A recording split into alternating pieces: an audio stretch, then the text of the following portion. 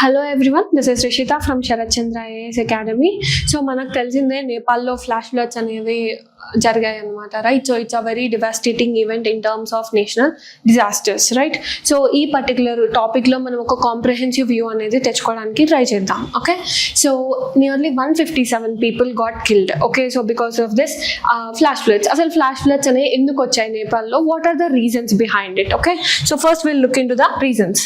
So reasons first చూస్తే మనం glacial lake out burst flood అనేది అయిందనమాట. ఓకే, సో అసలు ఈ glacial lake out burst flood అంటే ఏంటంటే, సో ఇఫ్ యూ అబ్జర్వ్ ఇది గ్లేషియర్. ఓకే, సో ఈ గ్లేషియర్ అనేది మనకి గ్లోబల్ టెంపరేచర్స్ రైజ్ అవ్వడం వల్ల లేదంటే some of the other reasons వల్ల మెల్ట్ అవుతూ ఉంటుంది, రైట్? ఇప్పుడు గంగా రివర్ కి మేజారిటీ ఆఫ్ ద సోర్స్ అనేది ఎక్కడ అంటే మెల్టింగ్ వాటర్ నుంచే వస్తున్నాయి, రైట్? గంగాకి మనకి జనరల్ గా వాటర్ సిస్టమ్, రైట్? సో ఇప్పుడు అలానే ఇప్పుడు ఎప్పుడైతే గ్లేషియర్ అనేది మెల్ట్ అవుతుందో, సో ఇక్కడ వాటర్ అనేవి అక్యుములేట్ అవుతాయి. సో ఇప్పుడు ఇక్కడ మీరు కనుక చూస్తే ఈ పర్టికులర్ టిప్ ఉంది చూసారా? సో వాట్ ఇఫ్ ఇది ఒక్కసారి సడన్ గా బ్రేక్ అయింది అనుకోండి, సో అప్పుడు ఏమవుతుంది? సో ఈ వాటర్ అంతా ఒక్కసారి ఇట్లా బయటకు వచ్చేస్తాయి ఫాస్ట్ గా, రైట్?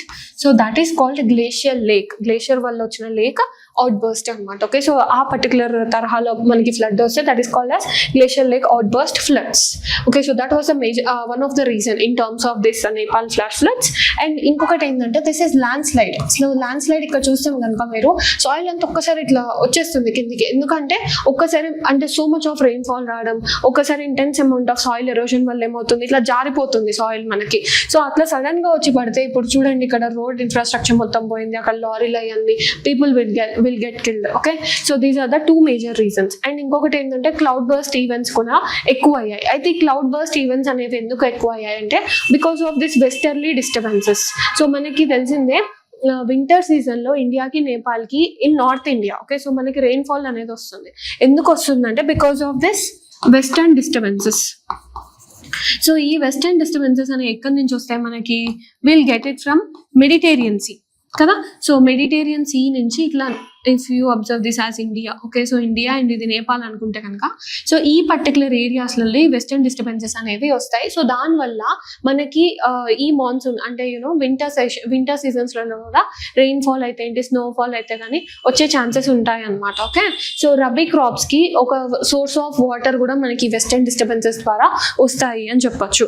బట్ ఈసారి మన ఐఎండి వాళ్ళు ఏమంటున్నారంటే, ఈ ఫ్లాష్ ఫ్లడ్స్ లో there was also a role of western disturbances వల్ల కూడా ఈ ఫ్లాష్ ఫ్లడ్స్ అనేవి ఇంకా డేంజరస్ గా అయ్యింది మనకి అని చెప్తున్నారు. ఓకే, సో తర్వాత మరి difference between this floods and flash floods ఏంటి? మనం రీజన్స్ తెలుసుకుందాం ఇన్ టర్మ్స్ ఆఫ్ అసలు ఎందుకు వచ్చింది ఫ్లాష్ ఫ్లడ్ అనేది నేపాల్లో. మరి what is the difference between flood and flash flood? So floods అనేవి ఎలా అంటే కొంచెం టైం తీసుకొని అలా ఉంటాయి. ఫ్లాష్ ఫ్లడ్స్ ఏంటంటే out of know where, okay, so చాలా ఫాస్ట్ గా వచ్చేస్తాయి అనమాట. అంటే ఏంటి, ఆ టైంలో మనం ఎర్లీ వార్నింగ్ సిస్టమ్స్ కానీ అలాంటివి కూడా మనకి ప్రాపర్ గా యూజ్ అవ్వకపోవచ్చు. ఎందుకంటే they will be so sudden in nature compare to floods, normal floods తో పోలిస్తే. So that is the major difference. So తర్వాత మరి ఇక్కడ ఏం రివర్ ఇన్వాల్వ్ అయింది? మన ప్రిలిమ్స్ కంటెక్స్ట్ లో మనం ఏం నేర్చుకోవాలి from this particular flash floods అంటే that is we have to learn about this Bhotekoshi river. Okay, so Bhotekoshi river అనేది ఎందుకు దీని గురించి నేర్చుకోవాలంటే because it was an indirect tributary of river Ganga. Okay, so ఎలానో చెప్తాను. సో ఫస్ట్ లొకేషన్ ఎక్కడ అంటే నేపాల్ టిబెట్ దగ్గర ఉంటుంది. సో ఆరిజిన్ ఎక్కడ అంటే ఇప్పుడు as I told you Tibetan Himalayas దగ్గర ఆరిజిన్ ఉంటుంది. అయితే this particular Botakoshi river is a tributary of Trishuli. So Trishuli is a tributary of Gandak river. Gandak river is a tributary of Ganga river. అర్థమైందా? అందుకే నేను ఇందాక అన్నాను it's an indirect tributary. Okay, so whenever the Ganga river comes into news, the questions will come on Ganga river, right? So anduku you have to be careful about this particular river. So ఇది normal గానే ఒక fast flowing river అండి. కాకపోతే ఇప్పుడు ఎప్పుడైతే నేను అన్నట్టు ఈ గ్లేషియర్ లేక్ అవుట్ బర్స్ట్ వచ్చాయో, లైన్ స్లిట్స్ అయ్యాయో, క్లౌడ్ బర్స్ట్ వచ్చాయో, ఇంకా ఫర్దర్ గా కూడా ఫాస్ట్ ఫ్లో అయ్యి మనకి ఫ్లాష్ ఫ్లడ్స్ అనేవి రావడం జరిగింది. Okay, so next, so this is the diagram that I want to show in terms of Ganga tributaries. ఎందుకంటే Ganga tributaries plays a very important role in terms of exam questions. Okay, so ఎందుకంటే దాని tributaries మీద మనకి ఇప్పటికే చాలా questions చూసాం మనము. So I use another color in order to understand in a better way. So that green color one is Ganga.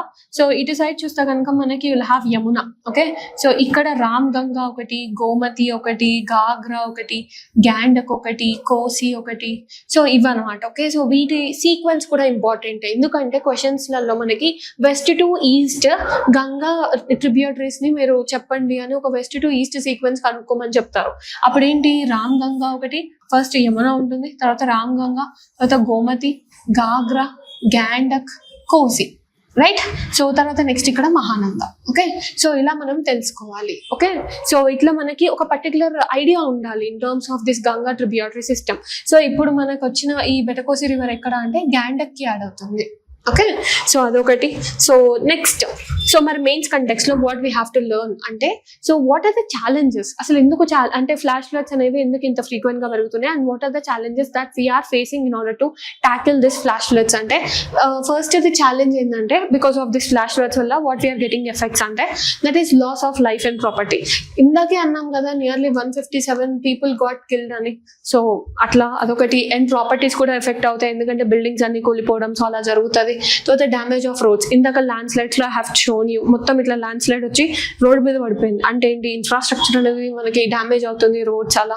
So next soil erosion.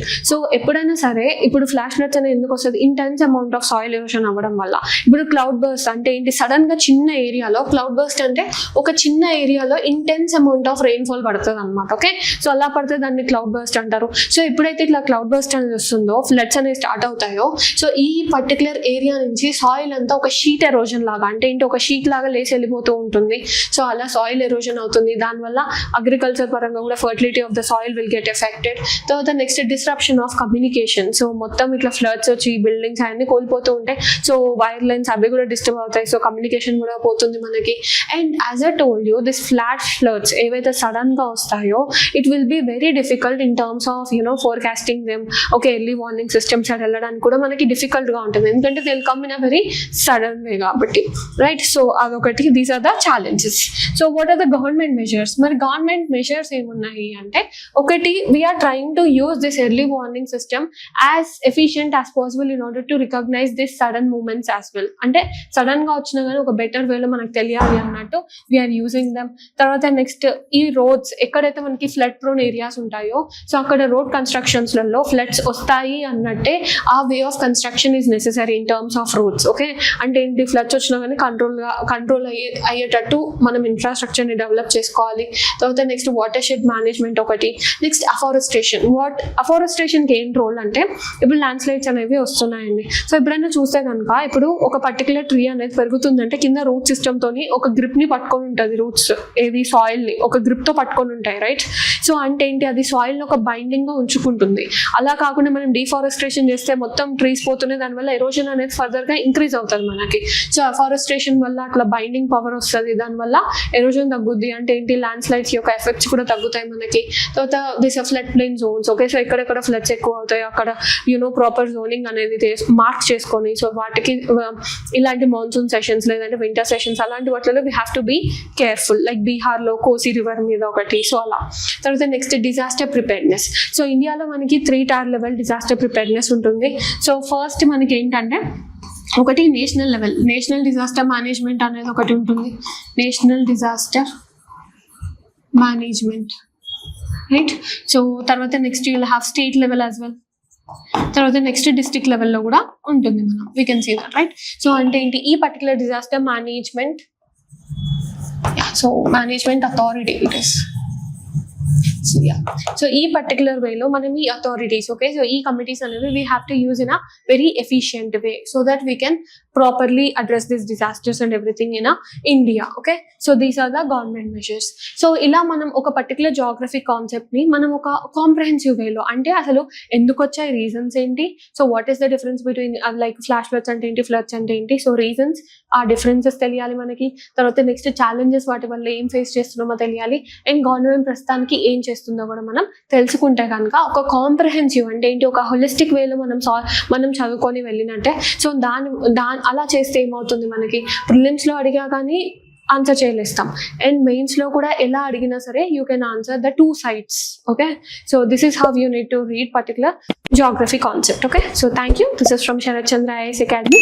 Your dream, our mission.